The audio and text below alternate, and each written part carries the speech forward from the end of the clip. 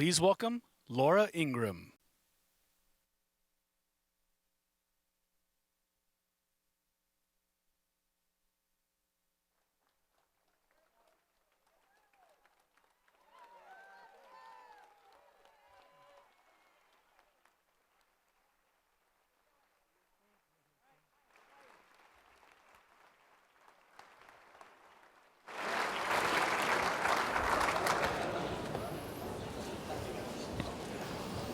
Well, good evening, everyone.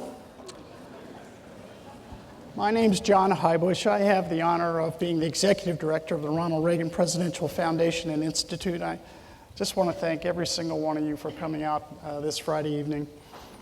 In honor of our men and women in uniform who defend our freedom around the world, if you please stand and join me for the Pledge of Allegiance.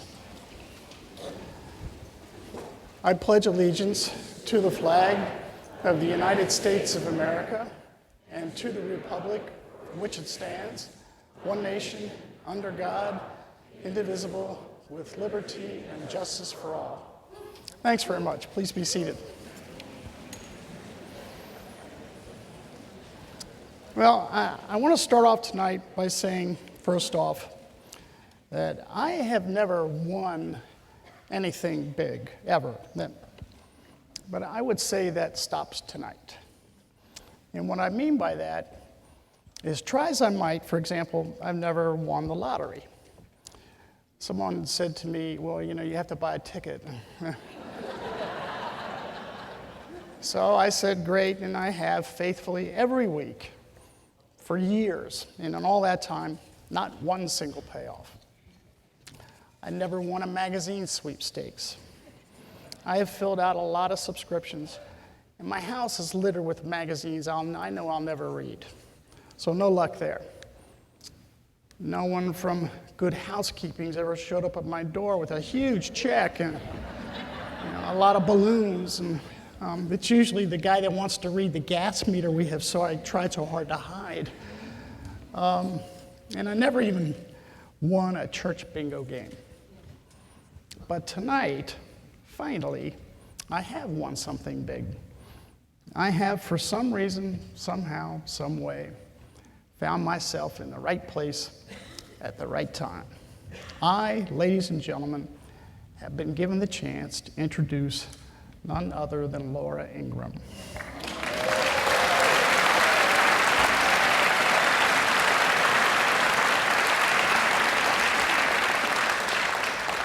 Laura is the most listened to woman on political talk radio in the United States, and now soon to perhaps be the most watched woman in all of political talk TV.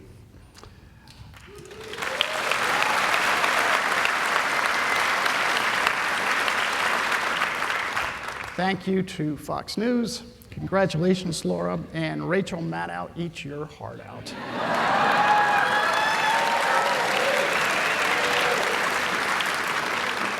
Now, Laura, I want you to know that given I just have this one chance, I am not going to screw it up.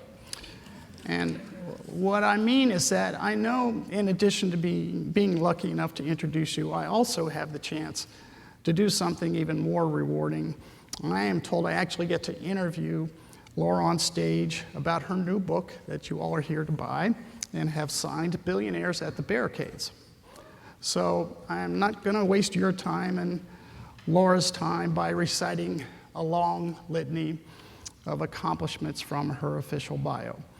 I have no doubt that everyone here knows you quite well already and admires you for the remarkable accomplishments of your life. This is a smart audience, I know. I think they know that you clerked at the Supreme Court. At least they certainly should. And I think they know that you worked hard for Ronald Reagan. They know your radio program has been ranked in the top 10 for many years. And I know a number of people here probably tune into you every single day. They have to know you're the author of a stack of New York Times bestsellers, such as the Obama Diaries and the Hillary Trap. Those are two of my favorites. Very importantly, I know that they know you are a huge supporter of our military, our troops, and that you've spent a lifetime advocating for the little guy and the voiceless people and the hard workers in the middle class. But what this audience may know, and I bet want more than anything else, is because I've won the chance to interview, but they have a chance to actually ask you questions later on, is for me to just get right down to it. So this is indeed a great honor for me, Laura. And with your permission, ladies and gentlemen, please join me in welcoming to the Reagan Library, Laura Ingraham.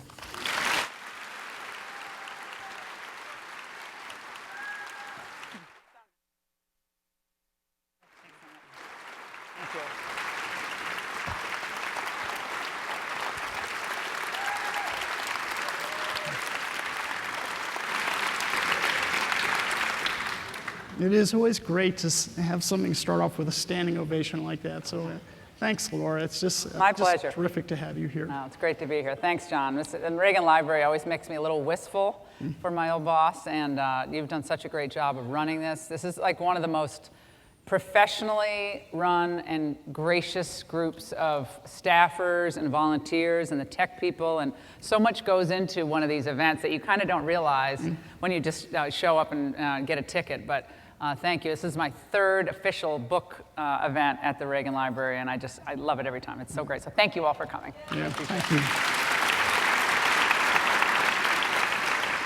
you. Laura, I definitely want to ask some questions about your book, but I thought we'd start off with a few very, very current events, one being tax reform. Yep. And I think, as you know, the House has passed a version, and looks like the Senate's going to wrestle with one of their own. I was just wondering if you might handicap this for us. Do you think President Trump is, at the end of the day, going to get through some form of serious tax reform? I do. I think he is impatient for change. Donald Trump is someone, obviously, who came from the business world, and it's a real change. It's a real shock for him, I think, to be in Washington and to try to navigate the bureaucracy of Washington, the competing interests in Washington. And you have that in the business world, but when someone wants to get a deal done in business, they tend to get it done. And in Washington, there are just failed attempts after failed attempts after failed attempts. So I think if he had his druthers, he would have done a much more aggressive tax cut that was quite a bit simpler and would, I think, have cut more people's taxes. That's my sense from what his campaign was all about. I mean, he wanted to actually bring the corporate tax rate down to 18%. And I think he wanted the people who pay most of the taxes, which is the upper 5% of the tax bracket, to also get a significant cut, which they will not do. In fact, they're probably going to pay a little bit more in taxes. But he's seeing that the party is what the party is. And you can't wish it away when there's a lot of Republicans who are captive to special interests and don't want to lose certain deductions, whether it's the home builders or whatever various lobbyists are out there. So I think they know this is kind of do or die for them. I mean, it's like, I always think about college basketball when I think of politics, because if you're a coach of a college basketball team, and like season after season, you're losing close games or you're not putting points on the board, I mean, you're going to lose your job as coach eventually. you're not going to be hired year after year after year.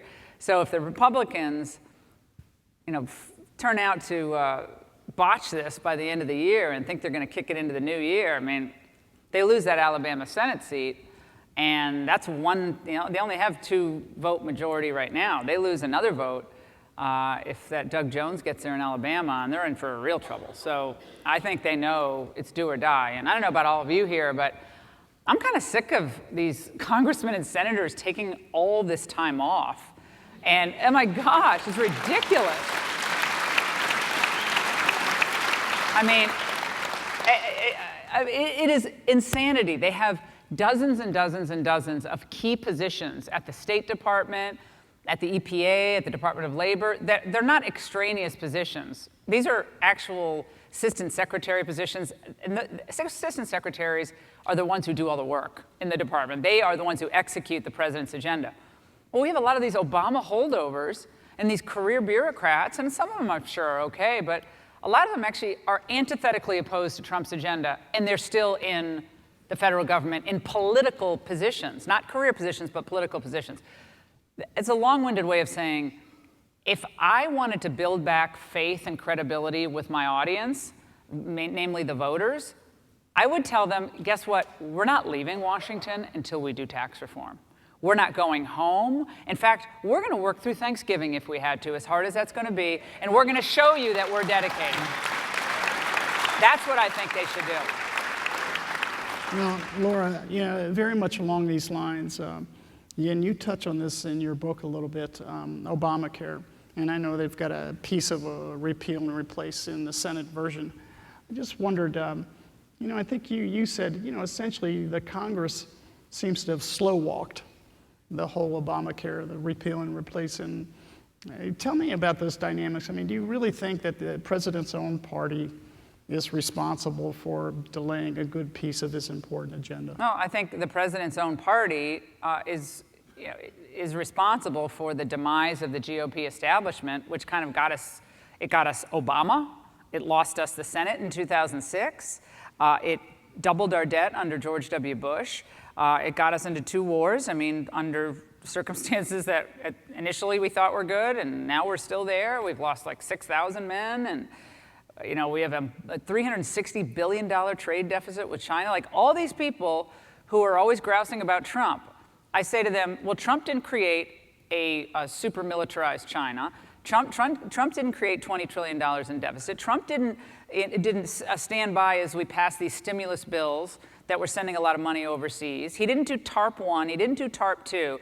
You all did all that. Don't blame Trump for the carnage that you all left behind because we allowed Obama to get elected in the first place. Then you nominated someone in 2012 who couldn't take the fight to Obama properly and win that. So all I can say is Donald Trump is the solution and the establishment GOP is the problem. That's my view.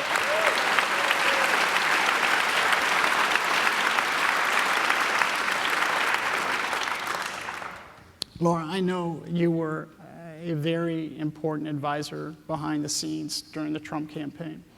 And during the campaign, as everyone here well knows, he made a number of very critical promises, and they revolved around everything from tax reform to trade to the wall, et cetera. Is there, of all of his program, is there one thing in particular that you say, hey, this has to happen during the Trump administration in order for him to be considered a success? Yeah, well, let's start with the good news. The trade picture is one of the issues that gets scant attention from the media because it's one of the issues that is going really well for this administration. You have 2 people who are critical to this. Bob Lighthizer, who is the U.S. trade representative, who I interviewed on my show the first week my show was on Fox, who was Reagan's deputy USTR, the youngest ever in politics, deputy U.S. trade representative. I actually used to work with him at my old law firm, Skadden Arps. He is fantastic. He knows every trade agreement. He knows how to litigate them. He knows where China's cheating. He knows where South Korea is cheating. He knows how America's getting slammed on everything from aluminum to cheap cold-rolled steel. He gets the intellectual property theft. And we should all be on our hands and knees thanking God that Donald Trump had the foresight to put him in as U.S. trade rep. He is fantastic. He's renegotiating NAFTA. He has done more in 10 months on the trade front than, frankly, any president has done since Reagan. And that is huge. Wilbur Ross at Commerce, also a great willing partner. We've sent 6 million jobs overseas, many of them to Asia, not all, but many. In Mexico, we've sent an enormous amount of our automobile manufacturing and component parts manufacturing over the last 20 years since NAFTA.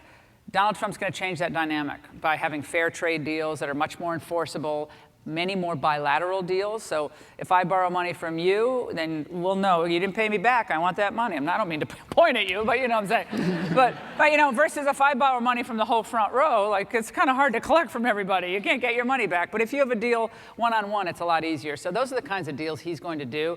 And that in and of itself will be so powerful in creating American jobs. Some manufacturing, some more joint ventures with other countries. Critical. Again, it's not kind of sexy, like it's not a maybe sexy topic, but it is so important and they're doing so well at it. On the issue of the other promises, he doesn't have willing partners. I'm not trying to cast blame, but you do have to realize, he can't actually spend the money. Congress has to allocate the money. So do you think, I like Paul Ryan, he's a friend of mine, but do you think Paul Ryan wants to build that wall? I mean, Mitch McConnell, well, I think we're going to build that wall. Well, I don't think so. We're not going to build that wall. Oh, it's in Kentucky. We don't need that wall. In Kentucky, we don't need that wall at all, Donald. We're not going to build that wall. Okay, Mitch. Yeah, okay. Well, let me just ask Mitch McConnell a question. If Donald Trump decided to quit the presidency and run for Senate in Kentucky, you think he can beat Mitch McConnell? I do. I don't think there's any big trouble there. But he has a lot of the folks in the leadership who can decide whether a bill hits the floor do not want that wall to get built. So I think what you're going to see is you'll see a small amount of money to start the wall going. Maybe it'll be $1.7 billion. The wall will cost maybe $25 billion. And it won't be the whole border because you can't put a wall on the mountainside, but it'll be significant structure. So they'll allocate some money. And Trump's really smart. I was talking about it. He's like, well, not enough. You can't just allocate. This has got to be a permanent expenditure to pay for this wall. Take some of the money from the drug cartels that we interdict. They got a lot of money, billions around the world. You take that cartel money, you throw that into the wall. That's how he thinks. So he needs to build that wall. That way, but it is, you got the Congress you're dealing with. So he has to build the wall. He is going to do tax reform. I think that's critical. The economy, I didn't think the economy was going to do as well as it already is doing. I remember on election night, it was at the Hilton in New York, and when the New York Times had this meter that in the beginning of the night, it was like an 11% chance that Trump was going to win. So I walked off the set at Fox, and I wanted to head down to the Trump headquarters because I figured if he lost, I didn't really want to be on Fox that night. And if he won, I wanted to be there with all the people. So I go down there, and we're looking at the New York Times meter, like, oh, doesn't look so good. 12%. It's like, I'll have another drink, please. And then it was about 9 o'clock. It's like, ooh, looks like you might be winning Florida. And then it was Ohio, then Wisconsin. The meter started going up. By about 11:30. When Megyn Kelly's face was as black as the dress she was wearing. That's awful. That is such an easy joke to make. But as Martha Raddatz was beginning to tear up on ABC, I knew that this was going to look pretty good. And so I started seeing stuff on CNBC and some of the financial, because they had all the screens up, on the financial shows that this could create a global sell-off in the market. Yeah. Donald Trump is going to be an isolationist. He's going to withdraw, and America's going to pull out of any trade deal. We're not going to trade. We're not going to. And I text my guy who does my finances, and I saw that market starting to go down. It was like 500-point drop in the futures. It was dropping at like 1 in the morning. It was dropping. And I texted my guy and I say, buy. Yeah. Buy. So by the next morning, I see the market's gone way back up. And a month later, I don't talk to my broker every day. Then like a month later, I said, wasn't that great that we bought all that stock that night? And he said, oh, I thought you were joking. Oh,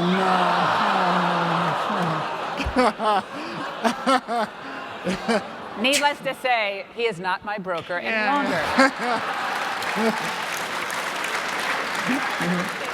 So that was fun in a way. Well, Laura, to that very point, while you kind of kid about how election night went, you were one of the very few, 99.9% of America that it's never going to happen. But I think you, at your heart of hearts, felt he was going to win this election. Why is that? Part of it, I think, was being on the radio every day. And I know maybe you guys don't hear it where you live, but my show's in about 230 stations or so, and a lot of people listen online now as well, which is where the big radio audience is growing. And I could tell from the callers that these issues that I had been writing about since my book, Shut Up and Sing, back in 2005, where I started about immigration, trade, a lot of the issues that Pat Buchanan actually ran on in 1992, I could tell by the reaction to Trump on the anti-political correctness, on his whole thing on China, on what he was saying about let's not get us involved in every war in the Middle East, like not so military interventionist. it was really resonating. On the immigration front, it was really resonating. And then, so he was hitting all the right notes. I mean, he was hitting the notes that Rick Santorum and Mike Huckabee, some Ross Perot all those years ago, and Buchanan were trying to connect with the audience with, but they didn't have the kind of star power and the bravado that Trump had. Trump was like, you hit me with a 2x4, and I'm going to pick up a whole like bus and hit you with it, okay? like he didn't back down. Like anytime, like you got to apologize. He's like, you should apologize for even existing, you know? Like, not apologize for that. But which seems kind of harsh to say I'm not going to apologize. But he realized that if he ever started to back down, then the jackals they surround you, and then they rip your gullet out. So he just decided, you know something, I'm not perfect. Everybody knows I kind of had a, sort of challenging personal life at times, but I'm just going to roll with it. I'm just doing America first. America great again. Let's go America first. Let's fight for the people. And I write about this in the book. The book is filled with like my sort of personal odyssey from all the times that, from a kid in Glastonbury, Connecticut, with my parents growing up and watching the whole Vietnam War play out, Martin Luther King getting killed, and all the way to working for President Reagan and meeting Richard Nixon. And it begins in the Leesburg, Virginia rally that I went to the night before the election. This was a cold night in Washington. It was very cold. It was November 7th, I guess, 6th, 7th, 7th, that Sunday night before the election. And I got called late in the afternoon by the campaign, and they said, the president's coming through Virginia. I said, wait a second, I see him, he's in Minnesota on the TV. He's in Minnesota on his way to Pennsylvania. I said, whoa, what do you mean? We decided to add a last-minute stop to Leesburg, the fairgrounds in Leesburg, which is this pretty rural community. It's about an hour outside of Washington. And I was like, okay, he's not going to win Virginia. That's kind of interesting that he's going to Virginia. And I looked at my daughter, who's 11, and it was a school night and everything, and I looked at her and I'm like, you want to go see Trump? She said, totally. So we piled in the car, I grabbed a couple of my neighbors, and they wanted me to speak before he got up. And so we pulled up, and I'd never been to this fairground before, but I said, there must be something going on here because there's like this line of cars. Is there some horse show that's wrapping up or something? What's going on? And I see these trucks and people walking through this path in the woods with, flashlights. And I'm like, what is going on here? and the police car stops their SUV. They pick me up an SUV and they say, who are you? You can't. There's no entrance here. I said, well, I'm speaking. There's Trump's coming over here to speak. And he said, oh, he's like, there were like 12,000 people walking through the woods trying to get there. And he said, we've had to close down all the roads. We're afraid people are going to get run over because there's like these little dirt paths and stuff. And I said, oh my God. So we started driving through. People are parting ways. I got out of the truck a couple times and I started talking to people. I want to say, why are you guys here? It's freezing. It's like 8 o'clock at night. And there's only 1,200 capacity in this outdoor pavilion. And I said, you guys aren't going to get in here. And people did not care. Just kept walking. It was like their last stand for America. I felt it in my heart. So we finally get in there, and there's a bus where I guess Santorum was there, and I was there, Jerry Falwell Jr., and some other people who were going to speak before the president. I'm like, what time is he supposed to show up? They said, 9, but he's just landed in Pennsylvania, and we don't know when he's going to get here. I'm like, oh my God, it's so late, it's so cold. And I look over off the bus, and I see this line of people. This line must have gone on for had to have gone on for a mile and a half at least, of people waiting to get in and get screened to get into the pavilion. And so I said to my producer who came, I said, let's walk the line and start talking to the folks. So I walked the line, walked all the way back, and there was no one pushing or impatient it was amazing. It was like young couples with kids on their shoulders, and it was a guy in a wheelchair with a veteran's cap on, and so I always like to talk to the veterans. So I went up to him and I said, sir, why don't I bring you to the front of the line? I said, you don't have to wait here because it's cold and it's going to get colder, and I don't think he's going to be here for a couple hours. And, he looked up at me and he said, ma'am, I don't know where you're from, but where I'm from, we don't cut the line. And he looks down. I was like, okay, I feel about this bit.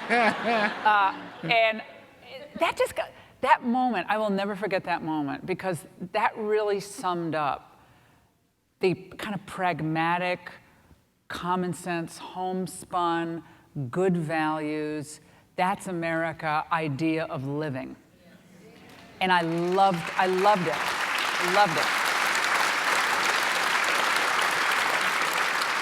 And so I didn't take him to the front of the line, and eventually at about, I guess it was 11:55 p.m., like we were running out of like puppeteering and jokes and juggling. We're trying to do anything to keep the audience okay.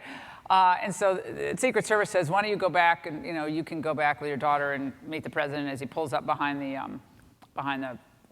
pavilion. So I said, okay, and like Maria was so excited. She's from Guatemala. I adopted her 9 years ago, so she's now a tween. She's 12 years old, but she's like ecstatic to meet Trump. So we go back there and pull all the vehicles, start pulling up one after the other, and then the Suburban opens up, and Trump kind of flops out. It's been a long day, and he looks at me and he said, and he goes, he straightens his tie, and he looks at me and he says, Ingram, you're always late to things. And I said, that's very funny. I said, that's very funny. You're like 3 hours late tonight. He's like, what state am I in? I don't even know, where am I?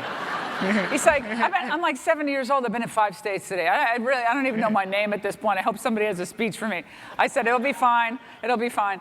And we were joking for a little bit, and everybody, this is the last gasp of the campaign. They were exhausted.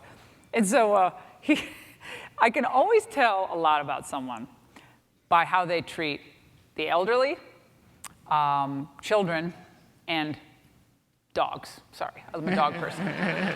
And so his handlers was trying to get him right onto the podium because he's exhausted. Get him right onto the podium, and then he sees Maria over there on the side with a couple of the other kids, friends' kids. And he said, whoa, stop. He's telling his guys, stop. And he goes over to the kids and he goes, aren't you guys supposed to be in bed? It's a school night. And my daughter's like, no, we're here to see you. And he said, well, don't you want a picture with me or something? Where's your camera? Where's your camera? And she said, I don't have a camera. So he's like, someone get a camera for Maria. So it was like, it was just so funny and so nice. I think a lot of people don't see that part of him. But I think the reason the media, they tried to find like disgruntled employees, like the whole 2 years, year and a half that he was running. Do you notice they could not find a groundskeeper, a bellman, a concierge? They didn't find anybody, as far as I could tell, unless you guys saw something I didn't, who would say a bad word about him. He treats people, whether they work for him, whether they're worth, $1,000 or $1 million. He treats them really, really well. And that night, he gets up on stage, and the place was like electric. And it's like they didn't wait for 5 hours in the cold. It was like, it wasn't a Sunday night before an election that everybody thought he was going to lose. It was, we're taking our stand for the country we love. We're not going to complain about the late night. We're here to tell him that we agree. Things have gone off the rails. Big business, big interests, lobbyists, consultants, corruptocrats, they've had their day, and now it's the people's day.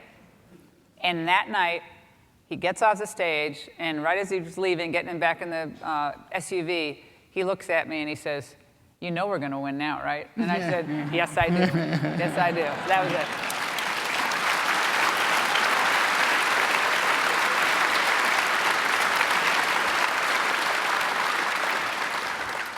Well, Laura, talk about not cutting in line. I mean, you are being ultra modest with respect to your role in the election of President Trump. I remember running into you in a hotel, waiting at the desk in New York at one point in the campaign, and you were off to advise at a small meeting with him. And I just wonder, you could first I just want to compliment you for being there and giving him winning advice. But second, I bet that in this process, he looked at you and said, hey, I want you on my team. And I'm not asking you to lay out any confidential information or something, but here you are with an incredible role now at Fox. But you've also probably been offered a really senior post with a lot of power in the administration. And I wonder why you're making the choices that you are. Yeah, it was hard. I had worked in the White House when I was 22 in the domestic policy shop for Reagan. Then I worked for a couple of the executive departments, education and transportation. And that was kind of the golden age of politics, working for President Reagan. And even though it was at the end of his administration, 1987, 88, I felt, in a way I had kind of done it, not at the high level. I was just a junior peon, but I don't know. It was a hard call for me because I think there are nights where I thought, God, I'd love to be on that podium. I'd like to be on that podium and take some of these press people down a peg or two.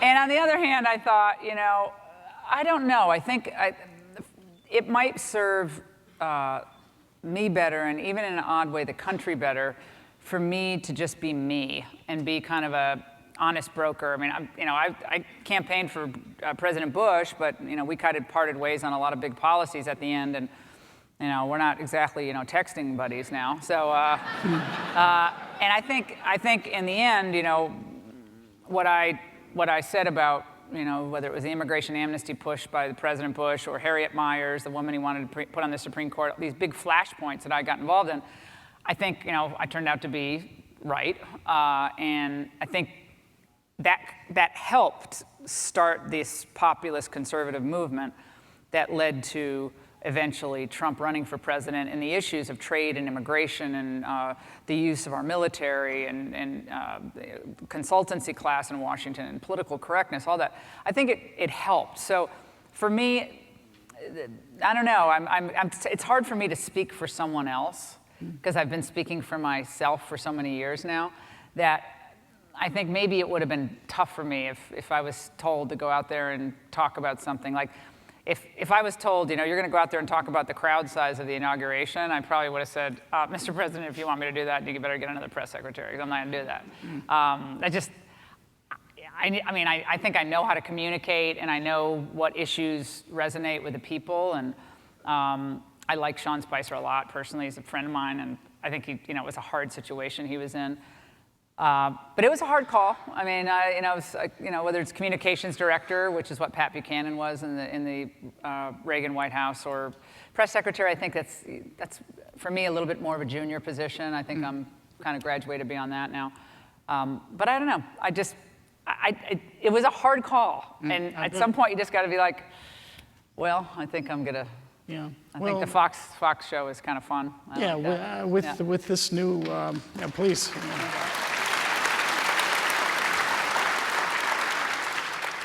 With this new role at Fox, it's, I referenced it in passing in the introduction, but that's an incredibly huge deal because now you have millions of people that have listened to you on the radio, millions more that are going to be watching you on TV. I wonder, are you going to be able to maintain both positions? Radio and TV, yeah. Well, I have a 9 to noon radio show, and I have a 10 p.m. television show, and I have 3 kids. Yeah.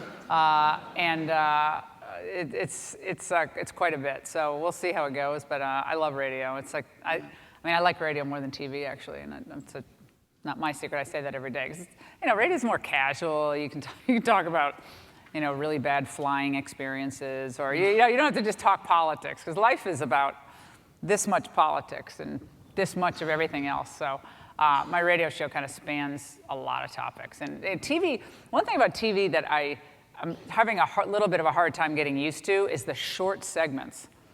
Everything is so short to commercial. So radio, I can have an 11, 12, 13-minute segment, and you can get into a topic, really get into it. I feel like sometimes in TV, and I got to train myself, you just get going, and then it's like, okay, wrap it up, we got to go to a commercial break.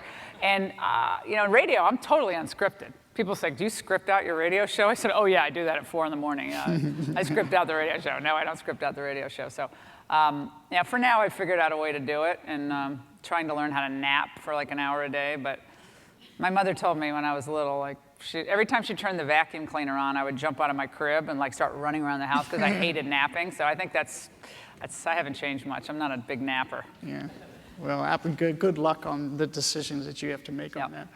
I know I'm absolutely positive you tackled this topic before, so you probably have a great soundbite for it. And I'm just wondering, this is the subject of President Donald Trump and the use of tweets. And I want to know if you think that, it's actually an incredibly brilliant strategic move on his part to distract people from, or the media in particular, from a lot of motion and a lot of energy and a lot of accomplishment that he has occurring behind the scenes. Or no, it just is what it is. He just, throws these things out there by happenstance, and, it creates the noise that it does, and it's not helpful. So where do you fall? Okay.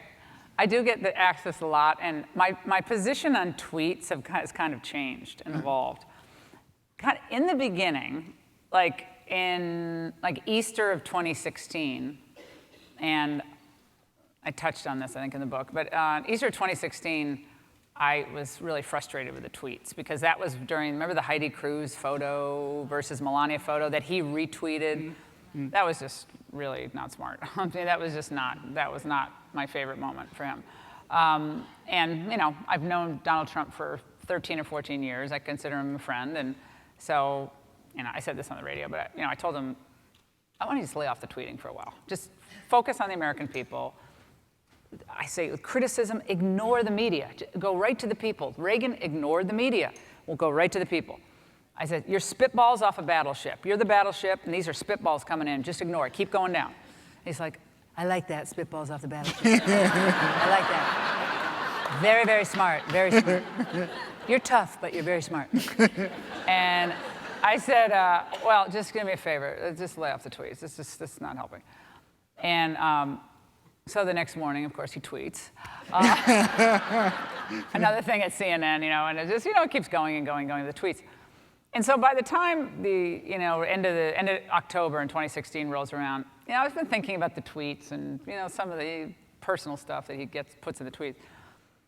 And I think complaining about Donald Trump tweeting is like complaining that winters in New Hampshire are cold. Mm. Okay? It's just going to happen. So just like roll with it, all right? He is getting criticized and getting scrutinized and being unfairly covered more than any president in the history of the United States, including Nixon, including Reagan, including George W. Bush. The man could come up with a cure for lung cancer like tomorrow, and they would say, oh, but you could have done it last year. There is nothing he can do that they're not going to put a negative spin on. So for him, and this is just, he's a street fighter. He's going to fight. He doesn't believe in backing down. For him, he wants that conduit, that pipeline, right to the regular people who voted for him. And will he get some things wrong in the tweets? Sure he will. Will he also have a direct pipeline to the American people to kind of reset a narrative? Yes, he will. I have concluded that the tweets are really smart. And I think the elites tend not to like the tweets.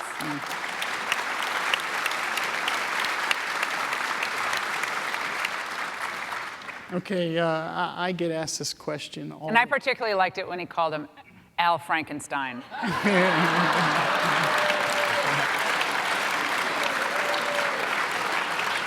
Even though Frankenstein was spelled incorrectly, oops. Oh well. Okay, so I often get asked this question, and perhaps you can school me, Laura. I would put you in a Wayback Machine. If President Reagan had the ability, the technology, if it existed, if he could have tweeted, do you think he would have?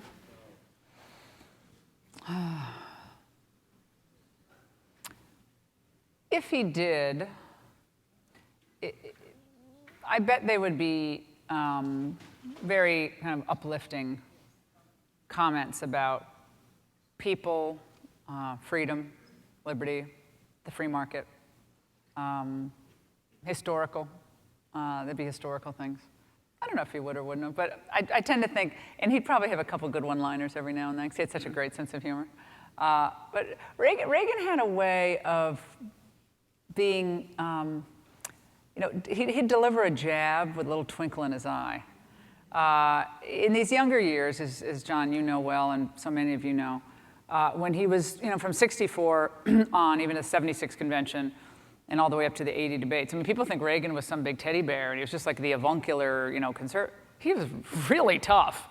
And he really took the fight to the old country club GOP, the Rockefeller Republicans. And they're driving this country down into a ditch, and I'm going to help pull it out. We're all going to help pull it out together. Like, he was no nonsense in his criticism of the old GOP. And Trump is no Reagan, no one ever will be. But they did both take on the party of their time and turn it upside down in a good way. So if he would have, I think, he wouldn't have sort of done the personal stuff, because that's just not who he was. And he wouldn't have reacted to every criticism. But he probably would have. He was a great communicator. So he probably, he would have updated his communication for the time. And I bet we would have loved his tweets. Yeah. That's what I think. Yeah, good answer. Thank you. My last question, and we'll turn to the audience. You covered this in your book, and I just thought it was so important that perhaps it might be worth you giving a minute or two to it here, and that is, essentially, you had a prescription for President Trump. Okay, here's where you are, and I suggest you do the following 3 or 4 critical things in order to succeed, and I wonder if you might want to touch on a few of those here. One was message discipline. In the Reagan White House, we had a message of the day. Sometimes, because of the way news happened, the message of the day would get kind of swamped. But in general, for instance, if we were doing something on, let's say it was a deregulatory matter that was going to have a huge impact on a local economy, let's say it was something in Minnesota, every department that had something to do with Minnesota or the initiative or an offshoot of the initiative would have been on the same page for the messaging of that initiative. And what that did was that blanketed the country with a narrative that was really understandable and clear about why the conservative solution worked. And he was a great storyteller in that regard. And I think sometimes with this White House, and again, it's still a young White House, and a lot of people in the White House hadn't worked in government before, it's a bit staccato. So you start going over here, we're going to do education this week, then suddenly they're on tax reform, then wait a second, we're doing a thing on Syria, and so everyone's like this. You can't stay on the story. So my one big piece of advice is controlling the message and message discipline, which is really not that difficult to do, especially in the age of high tech and computers. And they're getting a lot better on that now. I noticed with John Kelly, who is literally one of my favorite people. I love John Kelly, General Kelly. Oh, so great.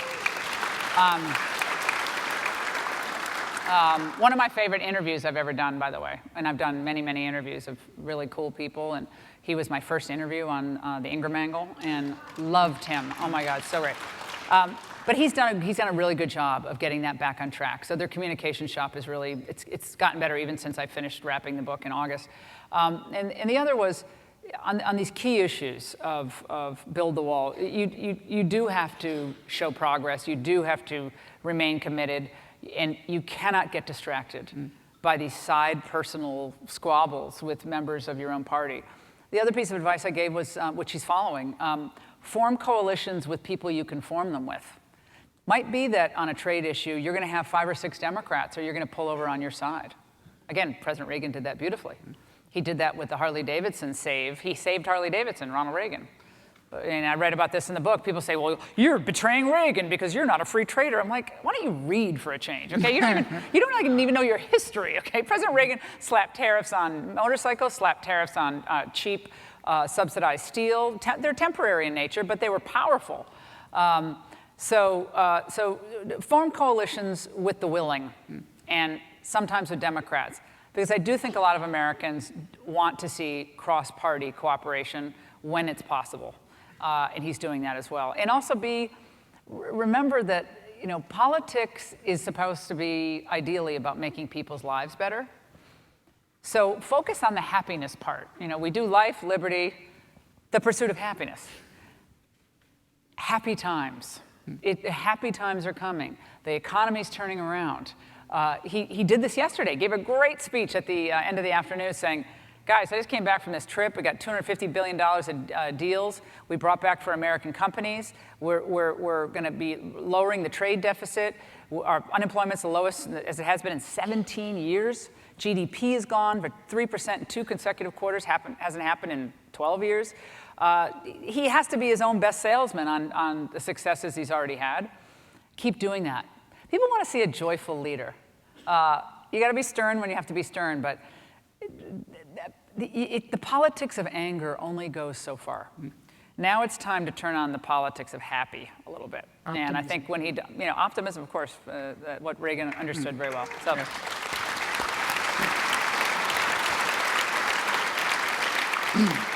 We've got a few minutes to take some questions from all of you, and if you just would raise your hand if you have a question. We'll get to them all. We have microphones. Yeah, we do. We have microphones, so if you just wait till we put a mic in your It's like hand. Phil Donahue. They're going to go around the crowd and hand you We'll just I'm really dating myself with that reverence. Yeah, that'd be fine. Yeah, start right here. Yeah. Hi, Laura. Hi. Question for you regarding the state of the Republican Party right now. I want to get your thoughts on where we really are going towards the midterm elections and obviously beyond that. And the reason I ask the question is that obviously the media is framing Republicans in a certain way, and with liberals, no matter what they do, the ends always justify the means. So for example, I saw something on Facebook yesterday regarding Al Franken, saying about how much class he's dealing with this. I'm thinking, you got to be kidding me. But it seems like no matter what they do, they're bulletproof. So I wanted to get your thoughts on that. Well, we know they're not. Invulnerable because Donald Trump won. First of all, I think consumers of news are a lot more sophisticated than the Democrats think they are. They thought the people would blindly follow Hillary because of the dynasty of the Clintons and the celebrities who came out for her and Wall Street who donated to her. I mean, they really thought they had it made. The Republicans will rise or fall on this proposition. Do you believe in the Trump agenda? Do you want to stop the Trump agenda? If they want to succeed electorally, they must pursue a conservative populist agenda. They cannot pursue the old Bush agenda of endless wars, endless spending, running up the deficit, running up the debt. You can't do it. There's no constituency for like open borders, multilateral trade deals that we can't police, and endless war. There's just no constituency for that. So there is a constituency, as we're seeing, for conservative populism. Whether Trump was president or not, these were the winning issues. So if you have Republicans who are going to be like Jeff Flake and John McCain and Lindsey Graham and fight Trump all the way, then I guess it's going to be a lot harder to do those things. But I submit that's not Trump's fault. We still have a lot of recalcitrant Republicans in the Senate, and not as many in the House, but still a chunk in the House, who really would rather, they think it's like 2004 all over again, that somehow the country is going to rally to the old Bush ways. The Bush ways are, if the Bush way was the way, Jeb Bush would be president right now. Jeb Bush couldn't win his home state. I mean, John Kasich, is on every Sunday show last weekend, grousing about Trump. I'm like, are you kidding me? Are you kidding me, Governor Kasich? You were the governor of this pivotal state of Ohio, and you couldn't drag your sorry self to the convention and even welcome the conventioneers in your own state. It's ridiculous.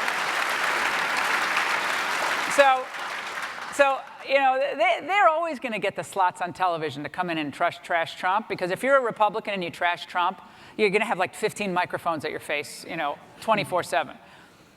But in the end, the economy gets better or the economy doesn't get better. If the economy continues to improve, and I believe it will, people are going to get happier. I said this to the president in my recent interview on Fox. We need happy voters in 2018. If the voters are happy, Republicans are going to win. If the voters are angry, are bitter, are focused on these side issues, and it's not going to be good for the Republicans. So go down the old Bush way, and you're going to go down like the same way as poor old Marco Rubio and Jeb Bush and John Kasich, and throw in the other group of people who couldn't defeat Trump. I think the Democrats actually have a lot more in the way of challenges than the Republicans. They're so far left, they connect with no blue-collar, working-class people. They are identity politics driven, which in the end is just a losing game. I mean, it's not going to grow the economy, identity politics. So I don't think the Democrats are any great shakes. They have a skeleton full of closets. And the fact that Democrats now are the closet full of skeletons, both apply. Both applies. But the fact that now they're coming around saying, oh yeah, Bill Clinton should have resigned. I'm like, I don't want to spoil my Ingraham angle tonight on my Fox show, but give me a break. Now Kirsten Gillibrand's like, oh, I definitely think he should have resigned.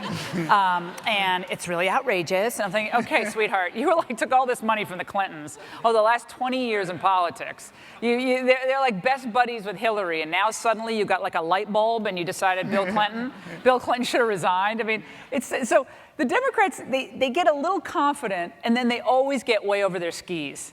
And I'm gonna tell you, way over their skis.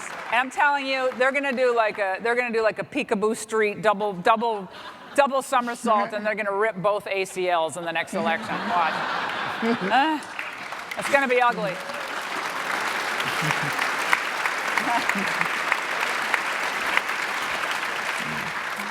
No questions? Yeah, I wish we had 10 hours for this. I'm sorry. This is like Sam Donaldson. He stands up. Go ahead. You stood up. You go ahead, sir. Stand up. Stand up. But wait, one thing. Take your hat off inside, sir. Thank you. Yeah. Sorry. That's what my mommy taught me. You know, in your new book, you reference to Chris Edwards. I don't know who he is. Could you share with us why? Oh, who I dedicated my book to? Yeah. He's a dear, dear friend. I didn't know if What, you looking for a date? Like, any more questions there? My God, you're getting very personal with me so far. I thought maybe he helped you with some of your stats in your book or something. No, he's just... I actually bought the book, so can I ask a question? Yes. Yeah, that was kind of a waste of a question. Yeah. Take your hat off. So, Laura, I am absolutely a Trump supporter 100%. I'm absolutely a Trump supporter 100%, and I would love to work for President Trump in any capacity. I don't care if it's a janitor. I'll do anything. Aww. Because I believe that he needs a lot of people in government loyal to him. Because of the deep state. So whether I'm working here in California, and my wife and my daughter has said, hey, if you want to go to Washington, D.C., go ahead, so just send the check, So, but whatever I need to do, just let us know. And I'm sure there's a lot of people out here that would like to work for the Trump administration. Yeah, we need to help you. Great question. I'll go right over here. Hello, Laura. Hey. We are so excited to be here. My wife and I, we're celebrating our anniversary here. Wow. Yeah. Wow. See you. Yeah, I hope you have a better gift than that, my friend. Well, we celebrated differently earlier. But listen, wanted to ask you a little bit off topic, but when in your lifetime, at what point did you realize that you were going to be leaning towards conservatism versus liberalism? And also, how is your faith, your Christian faith, affected by your politics and vice versa? Great question. Yeah. It is in the book. I addressed both of those issues, but I was 5 years old when Martin Luther King was assassinated in the summer of 1968. And I remember the reaction in my neighborhood running. I was running from house to house. I didn't really know who he was, but it was on the TV. It's like, Martin Luther King is assassinated. I was running around. And I remember reaction from my parents, like, oh my God, this is, Kennedy had been shot, obviously, the year I was born, 1963, and then RFK, obviously. And it was somehow that just, as a kid, it was like, people are shooting other people. I couldn't understand. Then I started following the news, believe it or not, when I was really little with my parents. My parents were actually Goldwater volunteers. They were very kind of we had lower middle class, didn't have much money, but my parents were just kind of rib rock, knee-jerk conservatives. And so they weren't too happy with all the anti-war protesters in the Vietnam War. So I always heard my father talking back to the television when Walter Cronkite would say, Walter Cronkite would go, well, that's the way it is. My father would be like, no, Walt, that's the way you say it is. Yeah. So my father was really quite something. I mean, I think he could have been a television commentator in his day if he wanted to do that.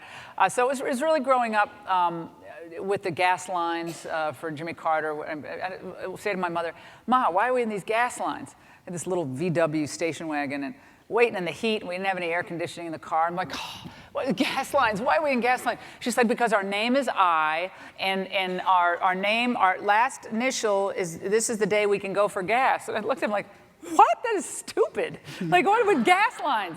Because it was odd, even license plate or last name, I can't remember, and it was just crazy. I thought it was just lunatic. So then in high school, I started getting involved in debate a little bit in current issues classes, and of course, it was the election of President Reagan when I was in high school, and the night of the election, they had an election party in Glastonbury High School, and there was 423 kids in my class. So the school was, 1,300 kids.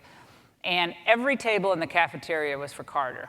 Every single table, balloons, we had like regular TVs around, and there was one table for Reagan, and it was yours truly and the math club. That's it.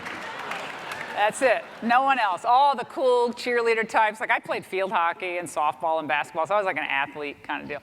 And so when he went over, when they called the race at 8 p.m., called it at 8 p.m. early, and Tom Brokaw and actually Chris Wallace who's at Fox now, was a correspondent for NBC News then, and he was he was reporting from Reagan headquarters. And I think it was Chris Wilson, if my memory serves me correct.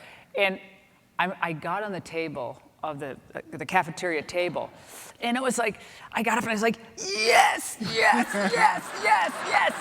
And I was like, such a brat. I'm like, all of you people were wrong. All of you people were wrong. And I was like dancing, like they were throwing stuff at me, like throwing their food. And I was just the worst person to be around for the next week. But I just thought it was, from watching the hostage thing every night, and I was a kid, but it seemed like America was so upside down, and Reagan was like sunshine on a cloudy day. And then I went to Dartmouth College. I edited the Dartmouth Review, which was a conservative student weekly. We got, one of my first things I brought home to my mother from college wasn't like a report card full of A's. It was a lawsuit. I was sued for $2.4 million by a music professor who didn't like an article I wrote about him. So that kind of started getting me in the fight for conservative politics, and it was really President Reagan why I got involved in politics. So, and my faith is basically kind of what saved me from I think a life of just focusing on material things and focusing on how many TV appearances I was doing or magazine covers I was on. And sometime around 2001, I was meeting with a friend of mine, and he's like, you seem kind of down. And I was like, ooh, I started crying. He's like, why are you crying? Your career's doing great. I said, I don't know, it just doesn't, there's some emptiness there. And he said, I have someone I want you to talk to. And I said, you tell me whatever you want, but I'm never going to become a Catholic. Of course, like 7 months later, I became a Catholic. So, that's the story. Great. I know there's many questions. We have time for one last question. Well, let's come over here. Thank you. Hi, Laura. Hi. Congratulations on your new show. Thank you, sir.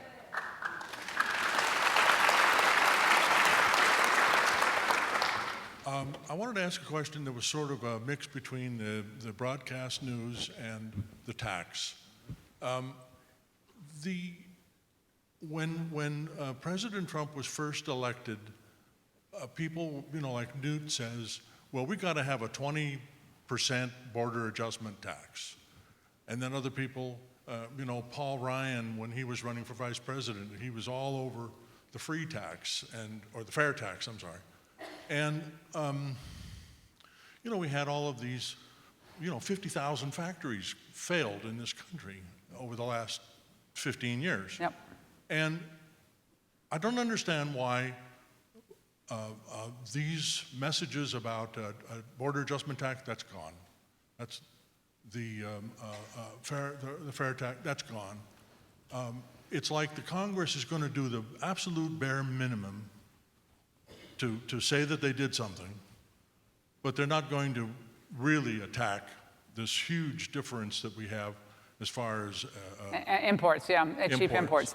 Yeah, well, I know where you're going on this, and let me just tell you, I just talked to Paul Ryan a couple nights ago on my show, and I brought up the border adjustment tax because that was he really wanted that, and it was kind of like a value-added tax, and it seems like when you hear value-added tax, that's horrible. But what it would have done is it would have enormously helped us on the imports coming into the United States and balancing out our manufacturing versus other countries' manufacturing. Because remember, a value-added tax is almost in every country in the world. That kills our products that we sell because our products are already a little more expensive. And so what Ryan wanted to do is with that money we got with the border adjustment tax, we actually would have had that money to go into real tax cuts. We lost that money, and we lost the Obamacare savings. That was $800 billion. So we lost $800 billion. We lost, I guess it was $900 billion we would have gotten from the border adjustment tax. That would have simplified the whole tax code. I think that was the way to go. So I agree with you, but the Chamber of Commerce didn't want it. The National Federation of Retailers didn't want it. There were a lot of big business interest groups that didn't want it, and that's why it didn't happen. But I don't have a really good answer for you, but simple, common sense solutions, which all of us in the room could come up with, somehow elude the committee process on Capitol Hill. And it's really frustrating. Thank you. My question is why Gotta go. this isn't in the news every day for the last 15 years. Right, thanks. It should never have gone cold. I mean, all of these problems that we have, the opioid problem, this is all these people have lost their good jobs and they're taking... Well, Trump was elected to try to address that. So I think he showed that these topics resonate, and he's really trying to change the dynamic, and he's already done an enormous amount to do that. No other president, not Jeb Bush, not Hillary Clinton, not Marco Rubio, not John Kasich, would ever have pulled out of that stupid climate change treaty, or none of it. That was really good. Thank you, everybody. Thanks, everyone. Thanks so much. Thanks. Thank you.